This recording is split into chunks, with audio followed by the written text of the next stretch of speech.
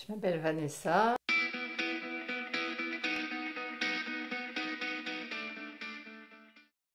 La cinquantaine épanouie. J'ai un fort caractère, j'avoue. J'ai un fort caractère et une grande adaptabilité. Ça, c'est ce qui m'a permis d'être là aujourd'hui et d'avoir fait ce que j'ai fait. Ouais, j'ai plutôt une grande souplesse, même si je suis parfois qualifiée de mauvais caractère, mais j'ai quand même une grande souplesse. Je m'emporte vite. Il me faut longtemps pour me mettre en colère, mais une fois que c'est parti, c'est parti. J'avoue, j'avoue. Et ça peut durer. Je suis pas trop rancunière. Voilà. J'oublie pas. Bon, je me mets en adaptabilité, je pense. Si c'est pas, si les plans changent, si j'essaye de m'adapter, à toujours essayer de tirer le meilleur de la situation et d'avancer. Là, c'est peut-être ce qui a fait que après j'étais hôtesse de l'air parce que j'ai le fait de bouger en permanence, ça fait partie de moi. Pendant 25 ans, on m'a dit tu partais à New York et puis 2 heures avant, on me dit bah non finalement tu vas à Tokyo. Bon, écoute, c'est pas grave. Le tout c'est de pas en faire un drame. Je pense que ouais, c'est une souplesse que j'ai par rapport à, je m'adapte. Ouais, c'est un métier particulier hein, où tu rencontres énormément de gens. Tu pars à chaque fois avec un équipage qui est différent, tu connais personne. Donc on te... Moi, au début, je suis restée 9 ans hôtesse de l'air, je crois. Et après, je suis passée chef de cabine. Donc en fait, on te confie un équipage, à toi de faire monter la sauce pour que l'équipage soit soudé et que ça fasse un travail qui est cohérent en fait, que les gens aient plaisir à être dans cette équipe. Et puis on est quand même face à 100, 200, 300, 500 passagers et voilà, il faut avec les jours avec, des jours sans, des jours plus compliqués que d'autres. C'est compliqué de gérer une foule, c'est compliqué de gérer des individus, c'est compliqué de comprendre pourquoi celui qui râle. On est en bout de ligne, nous, on ne sait pas pourquoi. Quand on l'a fait, on se rend compte que cette personne n'a pas forcément envie de partir, qu'elle est peut-être triste de partir, qu'on ne sait pas pourquoi elle part. Traverser l'aéroport, traverser les contrôles, arriver, poser, se poser et puis pas avoir forcément le siège qu'on veut. Ouais, et nous, on arrive là, on prend à ce moment de la chaîne. Et le truc, c'est de pas seulement dire oui, ben voilà, votre siège c'est là, vous asseyez, vous mettez la ceinture, puis vous l'enlèverez quand on arrivera. Quoi. Non, c'est pas ça. Le truc, c'est d'amener la personne à passer. On fait partie du voyage, en fait, c'est le début du voyage. La personne, elle arrive comme elle est, il faut qu'elle reparte comme moi j'ai envie qu'elle reparte, c'est-à-dire qu'elle reparte heureuse. Enfin, heureuse, le mot est peut-être un peu fort, mais satisfaite du moment qu'on a passé ensemble. Alors ce moment, ça peut être 1 heure, là on n'a pas une grande latitude, mais ça peut être 12 heures. Et en 12 heures, il s'en passe des choses. Je sais comment c'est un peu partout dans le monde. Et ça je trouve que c'est super. Même si t'es un peu déçu, à chaque fois que t'arrives en Chine, t'as l'impression d'être à New York. Donc c'est compliqué. Moi, je m'attendais à des rizières, je m'attendais à... C'est très snob, hein, mais aller faire mes courses à New York une fois par mois, c'était super aussi. C'était aller chercher des tongs au Brésil pour l'été, mais c'est n'importe quoi. Mais c'est plaisant. C'est le truc que tu. Voilà, c'est un peu notre quotidien. Seulement, c'est vrai que c'était le plaisir ouais, d'être un peu chez toi partout, en fait. Ouais, non, c'est vraiment un métier qui m'allait bien.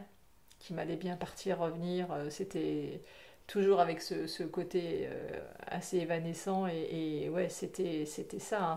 La peine des autres, l'injustice, le, ouais, le regard sur tout ce qui est perdu en fait. Tout ce qui reviendra pas et ouais même si j'aime bien aller de l'avant j'ai toujours une nostalgie voilà de ce qui est perdu et c'est des moments en fait des moments faire plaisir faire quand la satisfaction d'avoir donné à quelqu'un et qu'il ait reçu ça c'est quelque chose qui est vraiment moi me touche profondément et sinon oui, évidemment comme tout le monde le regard d'un enfant le sourire d'une personne voilà ce genre de choses moi ouais, me remplit ouais. J'aime beaucoup la lecture. J'aime beaucoup me balader, j'aime beaucoup. Mais de passion, je suis pas forcément passionnée. Être avec les autres, oui, et être seule aussi, mais non, je suis pas forcément passionnée. Ouais. Si pendant tout le temps où j'ai travaillé en tant qu'hôtesse de l'air, ouais, forcément voyager, rencontrer les gens, ça, ouais, c'était passionnant. Moi, ce qui me passionne, c'est vraiment rencontrer les gens, rencontrer et échanger. Ça, c'est vraiment, ouais. J'ai fait beaucoup de photos. Et ce que je cherchais dans la photo, c'était à sortir ce qu'il y avait, c'est ce qu'on voit dans les gens, ce qu'on voit, ce qu'il y a derrière le regard en fait. La photo, c'est pas juste c'est pas juste arrêter un moment, c'est aller chercher une émotion, c'est aller chercher quelque chose, et c'est pas juste un souvenir de comme on les a, ces souvenirs-là, on les a dans la tête. C'est pas ça, c'est pas ça pour moi la photo. La photo, c'était aller chercher quelque chose de très très précis et vraiment le travailler pour l'obtenir. Ouais, je pense que je suis solide. Je pense que je suis solide. Mes frêles épaules peuvent porter lourd. Et elles portent lourd d'ailleurs. Mais voilà, je sais qu'il faut tenir et je tiens. Savoir fléchir aussi par moments, parce qu'il faut poser les choses. Mais une fois qu'on a bien pleuré et qu'on a bien admis que ça pouvait être compliqué, comprendre pourquoi c'est compliqué, poser les choses, repartir et avancer. Quand je fais des choix, ce qui me guide pour faire des choses, c'est qu'il n'y ait pas de conséquences sur les autres. C'est vraiment ce qui me fait le plus peur. C'est toujours me dire, ok, mais s'il y a des conséquences, il faut que tu les payes toi et pas les autres. Ça, c'est vraiment la seule limite que j'ai à entreprendre des choses, à entreprendre des actions. Ouais. Direct. C'est assez direct. Je passe par l'humour. Voilà. Mon biais, c'est l'humour, en fait. Même avec les enfants, c'est pas toujours drôle pour elle, hein, mais pour moi. Je suis pas une grande communicante, en fait. Je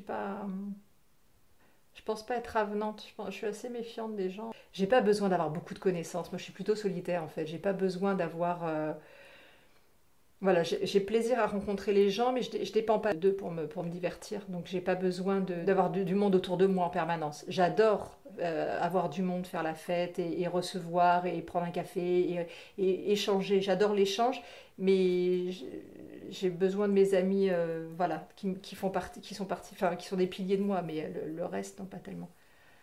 J'aime bien avoir des gens solides et honnêtes autour de moi, ouais, gentils. Enfin, gentil dans le sens noble, hein, pas gentil dans le sens, ouais, dans le sens bienveillant. Ouais. J'essaye de m'appliquer, de ne pas être dans le jugement et dans l'a priori, et j'ai besoin qu'eux le soient, parce que sinon, c'est pas. Enfin, un ami peut pas être dans le jugement. Il peut donner son avis, mais voilà, ça c'est quelque chose qui est important, qui n'est pas de jugement, pas l'a priori. Je suis intransigeante aussi. Euh, Ouais, je suis plutôt la bonne camarade en fait, hein, je pense pas. J'ai pas forcément bon caractère, mais ouais, je suis plutôt souple. Enfin, j'espère. En fait, non, je sais pas si je suis comme ça. Ouais, j'ai eu deux attentats auxquels j'ai assisté dans ma vie. Où, poum, la bombe explose. Par chance, j'ai jamais été blessée, mais se dire que la seconde avant ça allait, et là, une seconde après c'est le chaos, enfin un quart de seconde après c'est le chaos. C'est perturbant de se dire, on a aucune... Enfin, ça rappelle qu'il n'y a pas de certitude dans la vie, que tout va bien, mais c'est tellement éphémère, c'est tellement éphémère. Et ça, c'est dur. Ah ben, tu rentres dans une précarité de l'avenir qui est énorme. Pendant des années, j'ai évité la foule. Ça génère un instinct de fuite, en fait, contre lequel il est très dur de lutter, parce qu'après, tu évolues avec ça, tu continues avec ça. Je me suis rendu compte que ça a eu une incidence aussi sur ma relation avec les gens. Pendant des années, j'étais plutôt évanescente. Même si tu n'en es pas conscient, tu te dis mais quel intérêt de s'investir avec les gens puisque tout est tellement précaire. C'est comme du sable en fait, donc ça sert à rien de construire. Même si j'ai jamais perdu de vue le fait qu'il fallait travailler, avoir un logement et subvenir à mes besoins. Mais oui, ça crée une telle précarité dans tout que finalement, jusque dans les relations avec les gens, jusque moi, mon quotidien a été géré par ça, c'est pour ça que j'étais incapable d'engagement, incapable de quoi que ce soit, parce qu'il me fallait systématiquement une fuite. Il me fallait toujours un plan B. Moi, je suis la reine du plan B, parce que ce plan B, il est parfois nécessaire. Ces deux attentats, oui, ça a rendu tout tellement fragile. Tout potentiellement aurait pu s'écrouler, en fait. Et ça, je l'ai compris. Ça amène à la fragilité, alors qu'on ne se sent pas fragile. D'un seul coup, tu t'aperçois que peut être éphémère. Ça, c'est dur de se reconstruire derrière, en fait. C'est long. C'est long.